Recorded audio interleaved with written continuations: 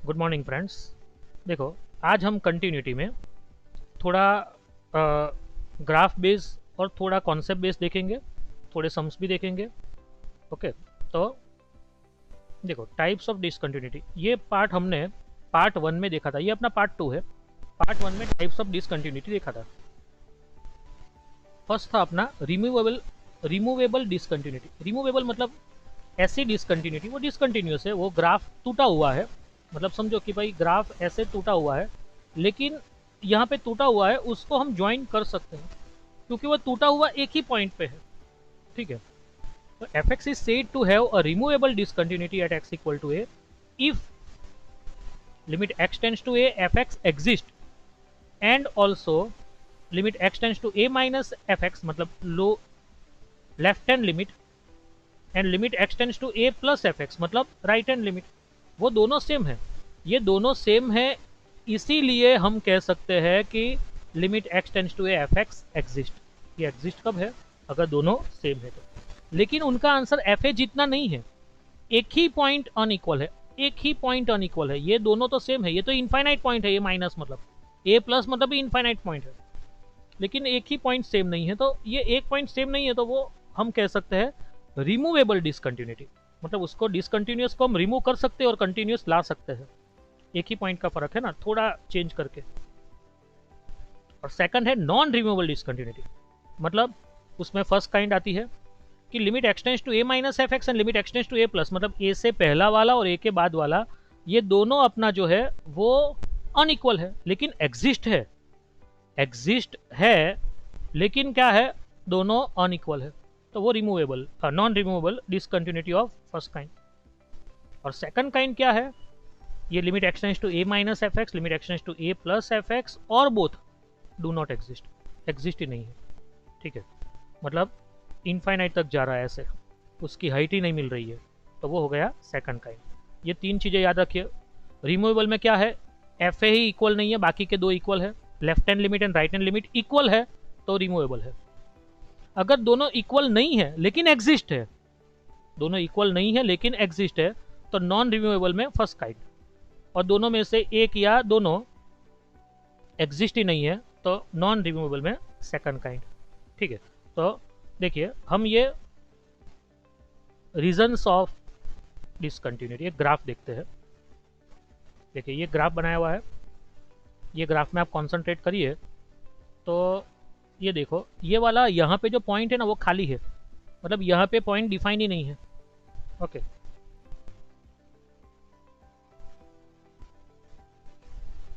Okay, ये ए point यहाँ पे लिखा है, एक्चुअली यहाँ पे है।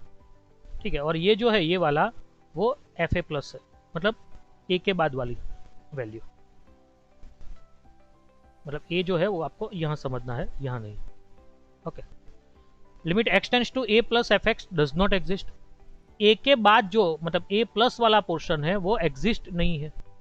ठीक है, वो ऊपर की ओर जा रहा है, infinite. F x is not defined at x equal to b, x equal to b पे यहाँ पे खाली जगह है, मतलब एफ बी की वैल्यू नहीं मिल रही है। ठीक है, वो नॉट डिफाइंड है। Limit x tends to c minus f x, मतलब सी से पहले वाला और सी के बाद वाला, मतलब एफ सी जो कहे तो एफ सी, वो दोनों अनइक्वल है। In all the cases shown above geometrically the graph of the function will exhibit a break at the point of discussion. Okay, the graph shown above is discontinuous at x equal to a, b and c, सब discontinuous है। अब मुझे ये देखना है कि कौन से टाइप के डिसकंटिन्यूटी है। देखो, which type of discontinuity at x equal to c, x equal to c पे किसके टाइप की डिसकंटिन्यूटी है, क्योंकि देखो एक्स इक्वल टू सी से पहले मतलब limit x tends to c minus f x, और सी के बाद वाला मतलब वो जो सी के पहले इतनी हाइट है और सी के बाद में इतनी हाइट है, हाइट बड़ी हो गई, तो limit x tends to c plus f x, ये दोनों की हाइट अनइक्वल है। तो ये कौन सी प्रकार की डिसकंटिन्यूटी हुई, कोई कह सकता है? रिमूवेबल, नॉन रिमूवेबल में फर्स्ट काइंड या नॉन रिमूवेबल में second kind? Non, very good very good very good, non removable में फर्स्ट काइंड। ठीक है, तो ये अपना आंसर आएगा non removable discontinuity of first kind. चलिए, which type of discontinuity at x equal to b? x equal to b पे कौन सी डिसकंटिन्यूटी है? क्योंकि x इक्वल टू बी पे क्या है, limit x tends to b minus f x है और limit x tends to b plus f x है। ये दोनों इक्वल है क्योंकि b के बाद वाली हाइट और b के पहले की और बाद वाली दोनों हाइट तो सेम है, लेकिन एफ बी इक्वल नहीं है इसके साथ। तो ये किस टाइप की डिसकंटिन्यूटी हुई? वेरी गुड वेरी गुड, सिर्फ एक ही पॉइंट पे प्रॉब्लम है, तो it is removable discontinuity. Which type of discontinuity at x equal to a? अब x इक्वल टू a के बारे में सोचो तो a से पहला मतलब limit x tends to a minus f x वो एग्जिस्ट है ना, लेकिन a के बाद वाला जो है ना वो तो अपना ऊपर तक जा रहा है, वो तो मतलब इनफाइनाइट जा रहा है, मतलब a प्लस एफ एक्स है ना वो डज नॉट एग्जिस्ट, वो एग्जिस्ट नहीं है। ठीक है, तो ये डिसकंटिन्यूटी कैसी हुई? Second kind, very good very good. चलिए देखो, रिमूवेबल डिसकंटिन्यूटी क्यों कहते हैं उसको, तो उसको थोड़ा समझते हैं। एक एग्जांपल लेता हूं, limit x tends to a f x necessarily exist but is either not equal to f a और f a is not defined, या फिर एफ ए की हाइट ही नहीं है तो मतलब वो नॉट डिफाइंड। और यहाँ पे क्या है कि दोनों की हाइट अनइक्वल है, not equal to f a मतलब दोनों की हाइट अनइक्वल है, और यहाँ पे एफ ए डिफाइंड ही नहीं है। In this case it is possible to make function continuous by redefining, उसको रीडिफाइन करते हैं the function such that limit x tends to f x is equal to f a हो जाए। अगर मतलब दोनों को इक्वल कर दे तो वो कंटिन्यूअस हो जाएगा। एक एग्जांपल ले रहा हूँ, देखो f x equal to example में है x square minus one upon x minus one. अब देखो ये x square minus one upon x minus one है, तो एक्स स्क्वायर माइनस वन के factors x minus one x plus one और upon में एक्स माइनस वन है, तो देखिए तो एक्स माइनस वन कैंसिल हुआ तो अपना आंसर आया एक्स प्लस वन। मतलब ये हो गया कि ये एफ एक्स जो ऐसा लिखा है एक्चुअली वो क्या है, तो वो है ओनली एक्स प्लस वन ही है। ओके, चलिए फ्रॉम द फिगर, देखिए ये फिगर बनाया हुआ है, ये एक्स एक्सिस, ये वाई एक्सिस, ये ओरिजिन, ये जो मतलब ये एक्चुअली मैंने आपको कहा था कि ये मेरा एफ एक्स जो है वो एक्चुअली क्या है, तो वो मेरा सिर्फ एक्स प्लस वन है, मतलब it is the equation of a line. अब यहाँ पे मेरा पॉइंट जो है ये जो मतलब ओपन सर्कल है, ओपन सर्कल मतलब ये पॉइंट लाइन पे नहीं है। ठीक है, तो वो कौन सा पॉइंट है, वन वन, ये f x equal to x plus one पे नहीं है। ठीक है, अगर वन जो होता ना तो यहाँ पे एफ एक्स इक्वल टू में अगर मैं वन लेता तो एफ वन इक्वल टू मेरा आंसर क्या आता, one plus one equal to two answer आता, लेकिन वन यहाँ पे नहीं है। वन का x इक्वल टू वन पे एफ एक्स का आंसर 2.5 है, मतलब ये हो गया ऐसे है, वन वाला पॉइंट ऊपर है, देखिए वन वाला ऊपर है जिसकी हाइट कितनी है 2.5। अगर वन यहाँ पे होता तो उसकी हाइट 2 होती। ठीक है, the function is discontinuous at x equal to one since limit x tends to f x is not equal to f a. F x मतलब कि वन से पहला वाला पॉइंट और वन से बाद वाला पॉइंट की हाइट सेम है। वन से पहला वाला पॉइंट मतलब 0.9, वन के बाद वाला पॉइंट मतलब 1.01। ऐसा नहीं कि आप ये सोचो कि सर ये हाइट तो कम हो गई, ये हाइट तो, वो तो तुमने बहुत दूर सोचा, एकदम नज़दीक सोचना है, मतलब अप्रोक्सीमेटली मतलब एकदम नज़दीक है, मतलब नियरर अबाउट ईच अदर। ठीक है, एक 0.9 और एक 1.01 ऐसे पॉइंट सोचने हैं आपको, तो मतलब वो दोनों की हाइट तो सेम है, लेकिन वन के आगे हाइट अनइक्वल है, मतलब दे आर अनइक्वल।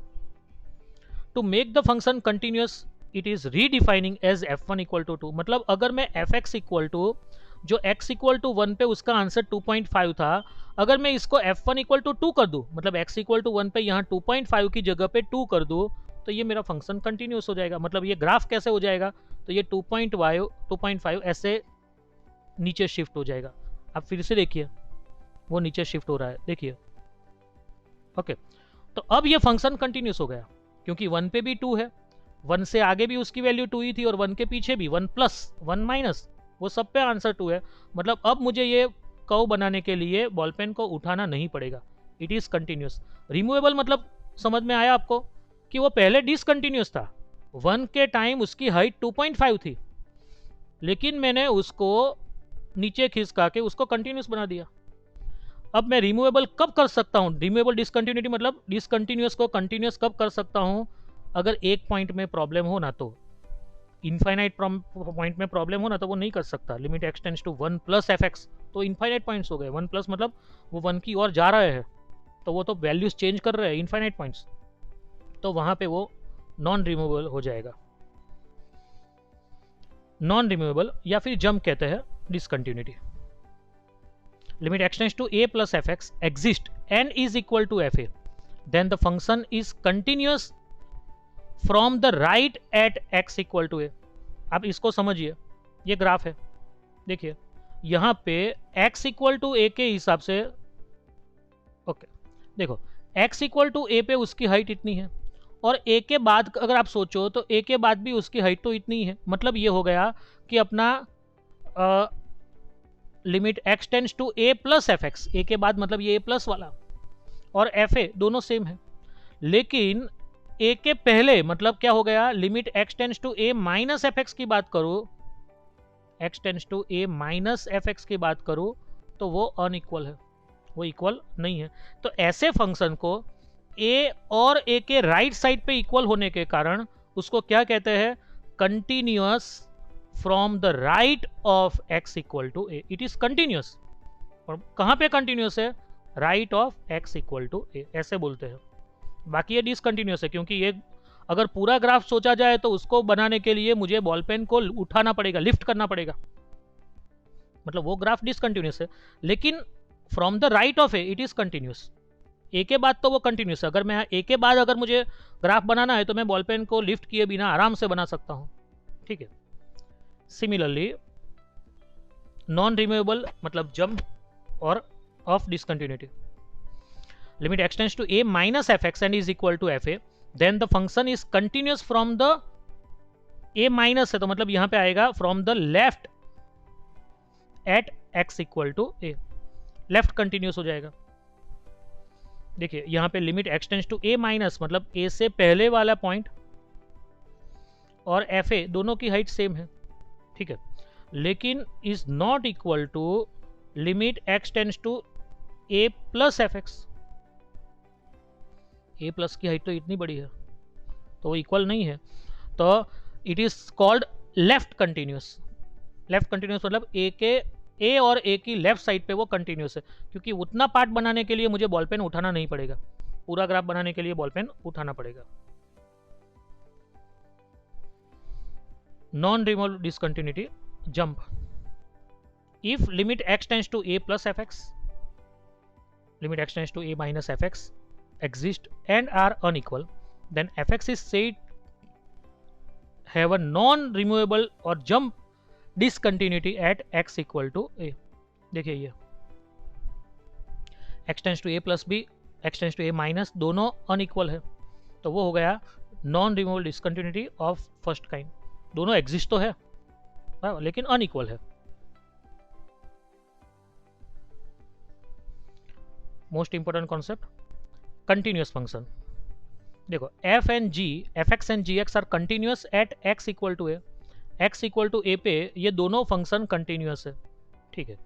तो आप देख सकते हो कि cx is continuous at x equal to a where c is any constant. c मतलब कांस्टेंट फंक्शन है, मतलब वो कैसा होता है समझो, मैं यहाँ पे ग्राफ बनाता हूँ, ये मेरा x एक्सिस, ये y एक्सिस। कांस्टेंट फंक्शन मतलब पैरेलल टू x एक्सिस मतलब हॉरिजॉन्टल लाइन। अब हॉरिजॉन्टल लाइन मतलब वो फिक्स ही रहेगा।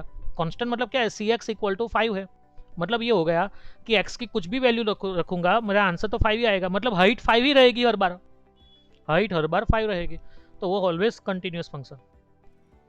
मोस्ट इंपॉर्टेंट कॉन्सेप्ट, अगर f कंटिन्यूअस है, g कंटिन्यूअस है at x equal to a, ठीक है, तो f प्लस और minus g is also continuous at x equal to a। मतलब अगर दो फंक्शन कंटिन्यूअस है तो उनका एडिशन भी कंटिन्यूअस है, डिफरेंस भी कंटिन्यूअस है, उनका मल्टीप्लीकेशन भी कंटिन्यूअस है, उनका डिवीजन भी कंटिन्यूअस है। लेकिन अब डिवीजन की बात आती है तो अपॉन वाला नंबर जो होता है वो जीरो नहीं होना चाहिए। ये कंडीशन होती है क्योंकि अपॉन वाला जीरो नंबर जो जीरो हो जाएगा तो वो इनफाइनाइट हो जाएगा, डज नॉट एग्जिस्ट हो जाएगा, ठीक है, टेंड्स टू इन्फिनिटी, ठीक है। तो मतलब अगर दो फंक्शन कंटिन्यूअस है तो दोनों का एडिशन भी कंटिन्यूअस है, दोनों का सब्ट्रैक्शन भी कंटिन्यूस है, दोनों का मल्टीप्लिकेशन भी कंटिन्यूस है, दोनों का डिवीजन भी कंटिन्यूस है। ये कंडीशन होगी ही होगी, डिवीजन की बात आती है तो अपॉन वाला नंबर 0 नहीं होना चाहिए।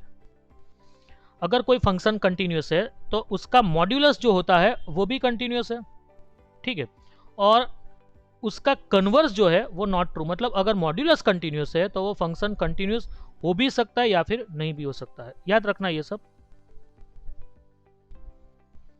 चलिए ये देखते हैं, इसको हम ग्राफिकली देखते हैं। Let integer x is continuous the largest integer function x। Largest integer मतलब ग्रेटेस्ट इंटीजर। उसका मतलब क्या है कि सपोज आपके पास 7.2 है, तो 7.2 कौन कौन से नंबर के बीच में है, 7 या 8 के बीच के। तो इंटीजर ब्रैकेट का मतलब ये होता है कि जो छोटा वाला नंबर है वो अपना आंसर हो जाता है। अपोज समझो कि यहाँ पे 4.9 है, ठीक है, तो ये नंबर 4 और 5 के बीच में है, तो भी आपका आंसर तो 4 ही आएगा। ऐसा नहीं है कि 5 ले लेना है, ठीक है। ये ग्रेटेस्ट इंटीजर फंक्शन मतलब ऐसे वो डिफाइन होता है। ओके, तो हम इसको ग्राफिकली समझते हैं। देखिए इसका ग्राफ कैसा आता है, तो ग्राफ कुछ इस तरह से आता है कि ये फंक्शन, देखिए यहाँ पे आप देखो, सपोज मैं 2 के ऊपर सोचता हूँ, ये 2 वाले पॉइंट पे, ठीक है, तो 2 के ऊपर हाइट उसकी इतनी यहाँ पे है, आप देखिए इतनी हाइट है। आप कर्सर पे कॉन्सेंट्रेट करिए, और 2 के बाद भी उतनी ही हाइट है, लेकिन 2 से पहले हाइट कम हो गई, आधी हो गई, ठीक है। तो यहाँ पे क्या है, limit x tends to 2 minus f x and limit x tends to 2 plus f x.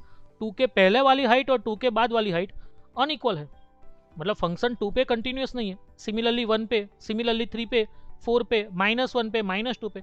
लेकिन अगर आप ये सोचो कि 2.7 पे सोचते हैं, चलो यहाँ पे 2.7 लिखा है मैंने, तो 2.7 पे कंटिन्यूस है, क्योंकि 2.7 से पहले और 2.7 के बाद हाइट तो सेम है, ठीक है ना।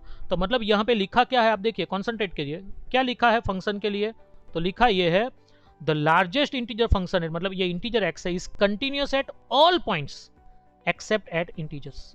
इंटीजर के अलावा हर एक पॉइंट पे कंटिन्यूस है, जैसे कि 2.7 या फिर कुछ। इंटीजर पे कंटिन्यूस क्यों नहीं है, क्योंकि इंटीजर वाले पॉइंट में आगे और पीछे हाइट चेंज हो जाती है, मतलब 2 - 2 प्लस अनइक्वल है।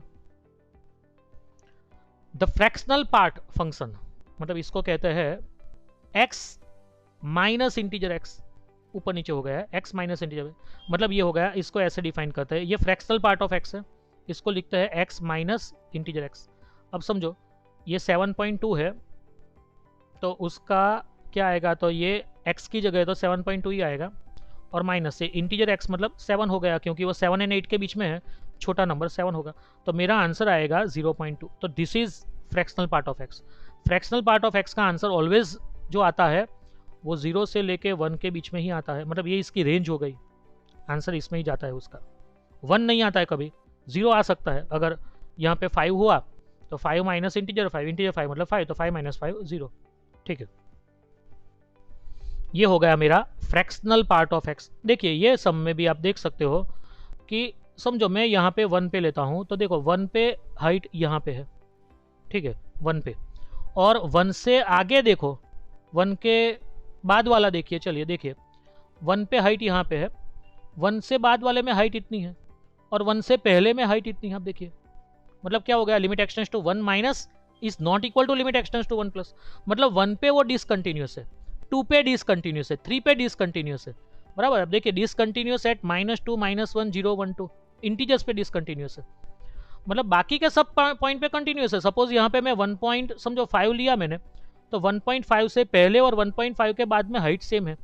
पहले मतलब आपको कौन सा लेना है, 1.4 इनफाइनाइट 9, और बाद में मतलब 1.5 इनफाइनाइट 0 1, ऐसे सोचना है, ठीक है। तो मतलब बहुत नज़दीक के पॉइंट है, तो दोनों की हाइट तो सेम है। मतलब ये लिखा है यहाँ पे, आप वापस कॉन्सेंट्रेट करिए, तो क्या लिखा है आपको कि भाई the function fractional part of function is continuous at all points except at integer. Integer के अलावा सब जगह पे वो कंटिन्यूस है। Every polynomial function is continuous on R. जो पोलिनोमियल होती है 5x³ - 7x² + 3x + 4, उसका ग्राफ बना होते हो कंटिन्यूस ही आएगा। Every constant function is continuous on R, वो तो हमने देखा है, क्योंकि उसका ग्राफ हॉरिजॉन्टल लाइन आती है।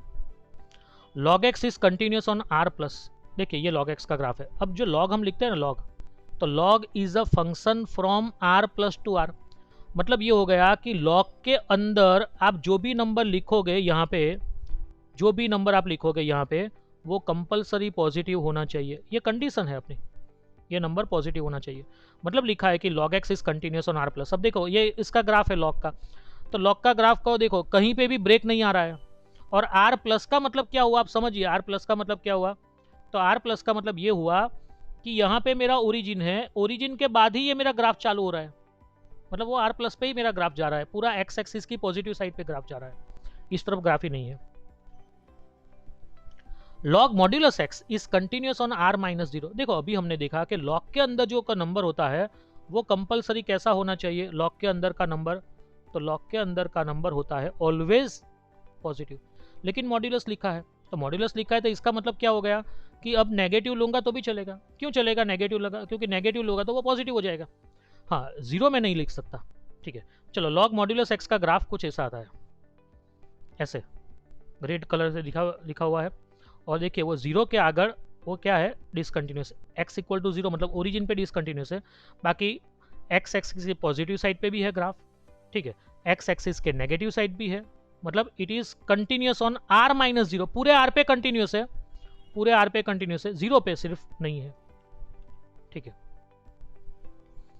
सिग्नम फंक्शन, सिंगम नहीं है ना, कोई पिक्चर नहीं चल रहा है सिंगम, सिग्नम फंक्शन। देखो ये सिग्नम फंक्शन है, इसको डिफाइन किया है ऐसे, एफ एक्स इक्वल टू, यहां पे लिखा हुआ है modulus x upon x for x not equal to 0 and 0 for x equal to 0। अगर एक्स इक्वल टू 0 है तो 0 है। ये सिग्नम फंक्शन है, उसको एस जी एन एक्स लिखते हैं, ठीक है। अगर इसको मैं अगर थोड़ा ज़्यादा अच्छी तरह से डिफाइन करूं तो x इक्वल टू 0 तो सही है, x नॉट इक्वल टू 0 का मतलब ये होता है कि आइदर x ग्रेटर देन 0 और x लेस देन 0। अब आप एक बात समझिए, अगर मैं x इक्वल टू 10 लूँ, ग्रेटर देन 0 मतलब कोई भी पॉजिटिव नंबर लूँ, 10 लूँ, तो 10 का मॉड्यूलस तो 10 ही आएगा, और अपन में तो 10 है, तो 10 अपॉन 10 आंसर क्या हो जाएगा 1। मतलब कोई भी पॉजिटिव नंबर पे वो 1 देगा। और कोई भी नेगेटिव नंबर लूंगा, तो सपोज मैंने -25 लिया, तो -25 का मॉड्यूलस होगा +25, और अपॉन में तो -25 है, क्योंकि अपॉन में तो x है, तो ये 25 कैंसिल हुआ, तो आंसर आया -1। x इक्वल टू 0 पे तो 0 ही है ये तो, ठीक है। तो it is a signum function. और सिग्नम फंक्शन जो है वो क्या है, देखिए, तो कॉन्सेंट्रेट करिए ग्राफ पे, तो ग्राफ में वो क्या कर रहा है, तो देखो x ग्रेटर देन 0 है, तो ग्रेटर देन 0 के टाइम वो फंक्शन, ओके देखिए, ग्रेटर देन 0 के टाइम मतलब 0 के बाद वाला पॉइंट, तो उसकी हाइट सब जगह सेम है, मतलब 0 के बाद वो कंटिन्यूस है, 0 के बाद।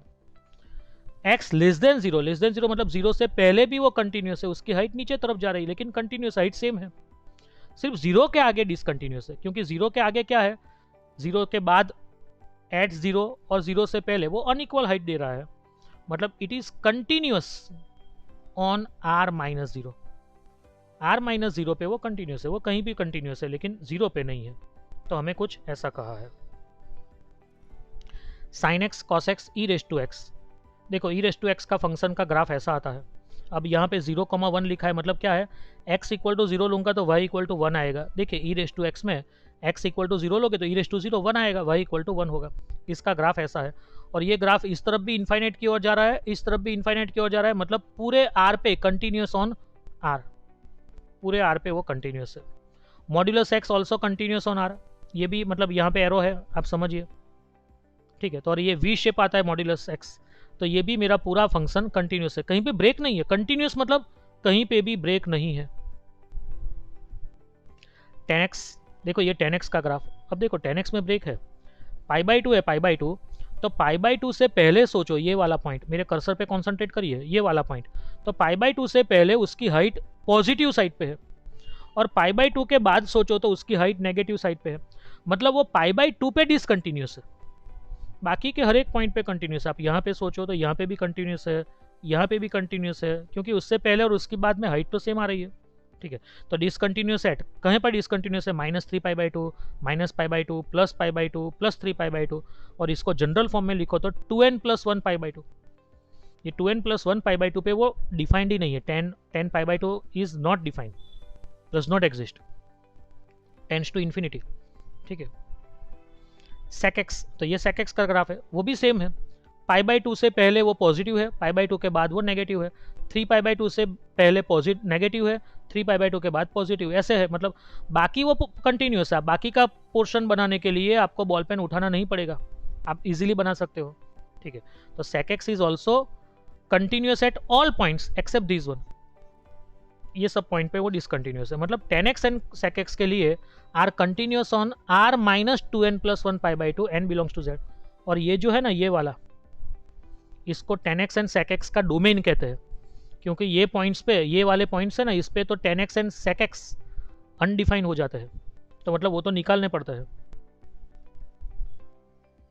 कॉटेक्स, ये कॉटेक्स का ग्राफ है, आप देखिए ये -π पॉइंट है, -π पे वो डिसकंटिन्यूस है, क्योंकि -π से आगे सोचो तो वो नीचे तरफ जा रहा है, -π के पीछे सोचो ऊपर तरफ जा रहा है, मतलब -2π, -π, 0π, 2π, यहाँ पे ये फंक्शन मेरा डिसकंटिन्यूस है।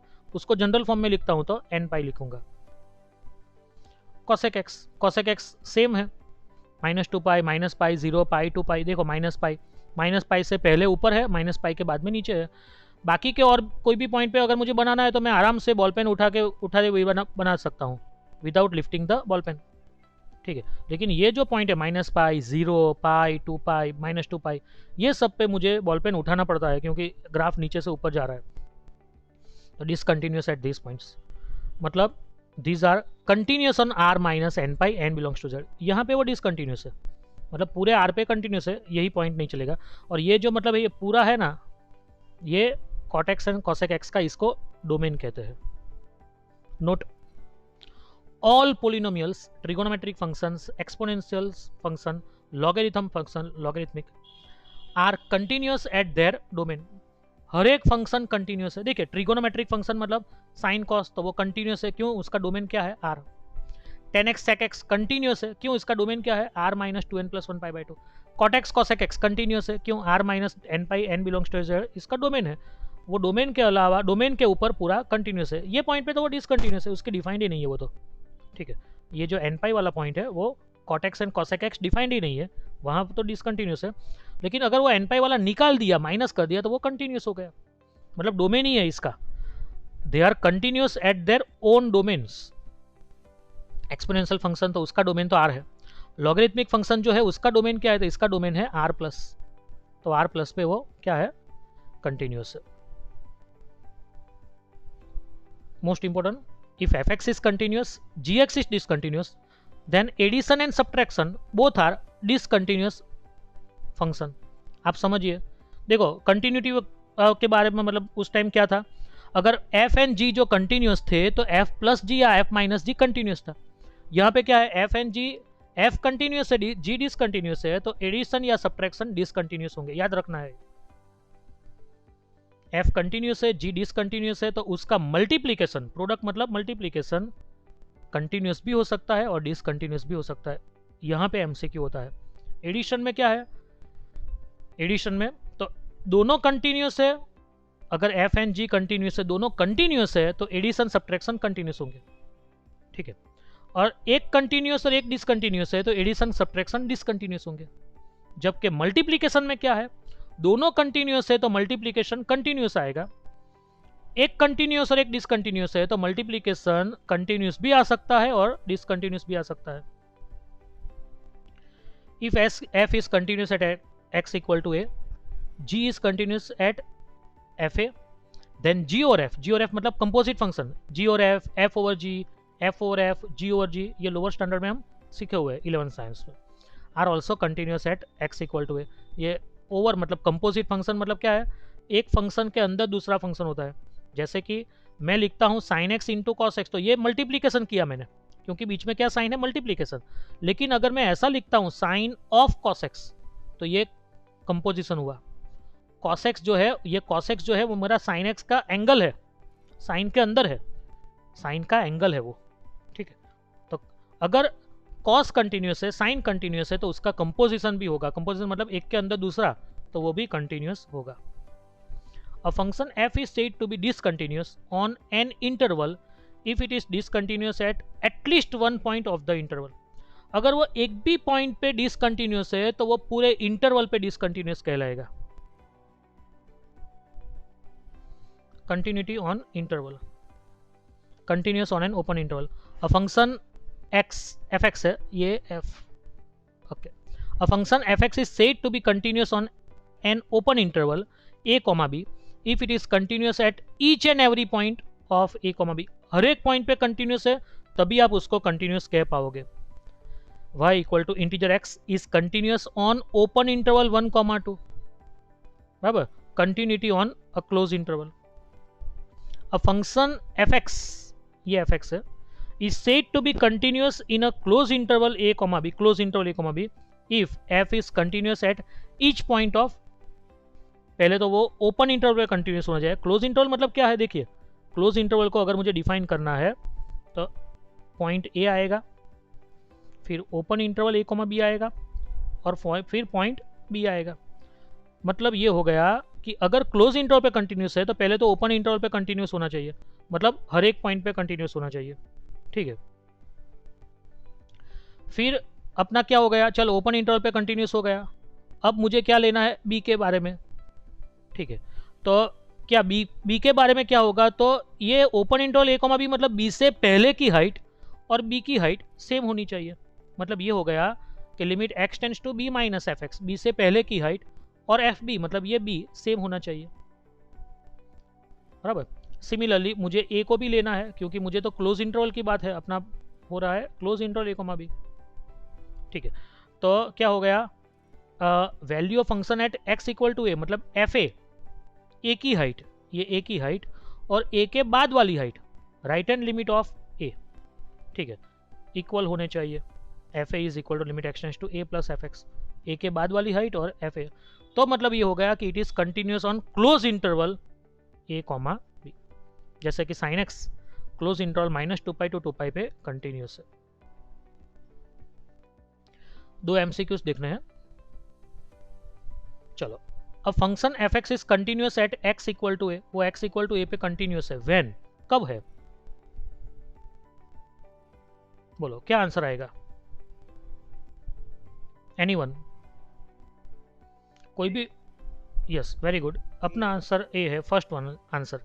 कोई भी फंक्शन कंटिन्यूस कब है, limit x tends to a plus f x, limit x tends to a minus f x और एफ ए, तीनों अगर इक्वल है तभी वो फंक्शन कंटिन्यूस है, मतलब अपना आंसर आएगा ऑप्शन ए। चलिए इसका answer, f and g are continuous function at x equal to a, then which of the following are true. देखो दो फंक्शन कंटिन्यूस है तो उनका कौन कौन सा कॉम्बिनेशन कंटिन्यूस होता है, c into f is continuous at x equal to a, where c is any constant function, मतलब ये कांस्टेंट फंक्शन है। f प्लस और minus g is continuous at x equal to a, f into g is continuous at x equal to a, all the above, all the above, right, 4, अपना answer 4 सही है, ठीक है। Next part में हम इसके base पे थोड़े सम्स देखेंगे, अभी अपना कॉन्सेप्ट अप्रोक्सीमेटली खत्म हो गया है तो थोड़े सम्स देखेंगे, थोड़ा थोड़ा कॉन्सेप्ट और भी आएंगे, ओके, थैंक यू।